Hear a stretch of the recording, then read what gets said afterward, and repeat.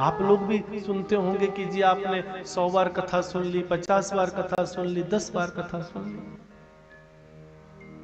बोला गुरु जी 18 साल से सत्संग सुन रहा हूं, आपकी कथा सुन रहा हूं, पर कुछ मेरे ऊपर ये उतर नहीं रही है, चढ़ नहीं रही है, असर नहीं हो रहा है।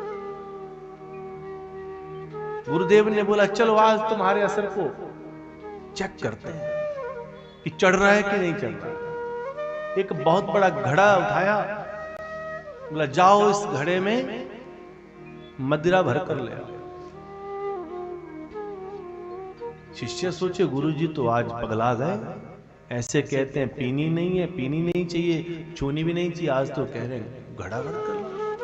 बोला गुरुजी घड़ा? बोला हाँ, आज बोतल से काम चलने वाला नहीं है, आज पूरा घड़ा भर कर लाइए। तो शिष्य ने गुरु आज्ञा का पालन किया, शराब की दुकान पर गया और घड़े में पूरा घड़ा भरकर शराब का लेकर आया।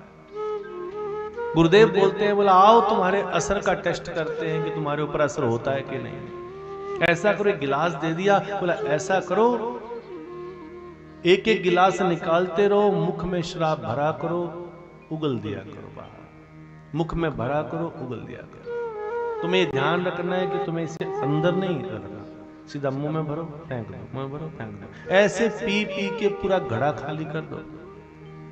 शिष्य ने गुरु की आज्ञा का पालन किया, मुख में रखते उगल देते, मुख में रखते उगल देते, पूरा घड़ा खाली कर दिया। बोला गुरुजी पूरी के पूरे को मैंने पी लिया जैसे आपने कहा। बोला अब बताओ बेटा, चढ़ी चढ़ी नशा हुआ? गुरुजी आप कैसा मजाक करते हैं? अरे नशा तो तब होगा, चढ़ेगी तो तब जब अंदर उतरेगी। आपने तो कहा था मुख में भरो उगल दो, मुख में भरो उगल दो। बोला बस बेटा यही बताना चाहता हूं, ये तुम्हारे प्रश्न का उत्तर है। ये उन माताओं के लिए, उन भाइयों के लिए है जो सत्संग भी सुनते हैं, कथाएं भी सुनते हैं, भजन भी करते हैं, कीर्तन भी करते हैं, रोज मंदिर भी आते हैं, रोज माला भी जपते हैं। ये उनके प्रश्न का उत्तर है कि आपके ऊपर वो चढ़ता क्यों नहीं है, वो चढ़ती क्यों नहीं है।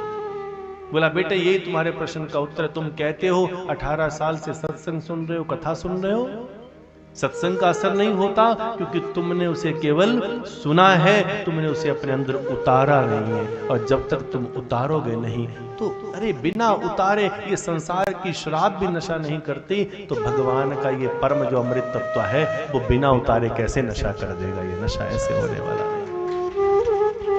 इसलिए हो सकता है तो अपने मन को थोड़ा इस तरह से पवित्र बना दो। मैंने तब निवेदन किया, कल भी निवेदन किया था कि अपनी युवा पीढ़ी को जरूर कथा में लेकर आओ, अपनी युवा पीढ़ी को जरूर कथा में लेकर आइए, अपने बच्चों को जरूर कथा में लेकर आइए।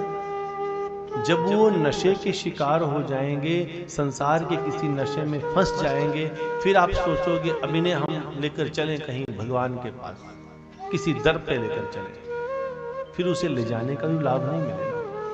उनके अंदर इस राम नाम के नशे को ऐसे घोट दो, ऐसे पिला दो, इस प्रभु के नाम के नशे को ऐसे उनके अंदर भर दो कि उन्हें संसार के किसी नशे को देखने की जरूरत ना रहे।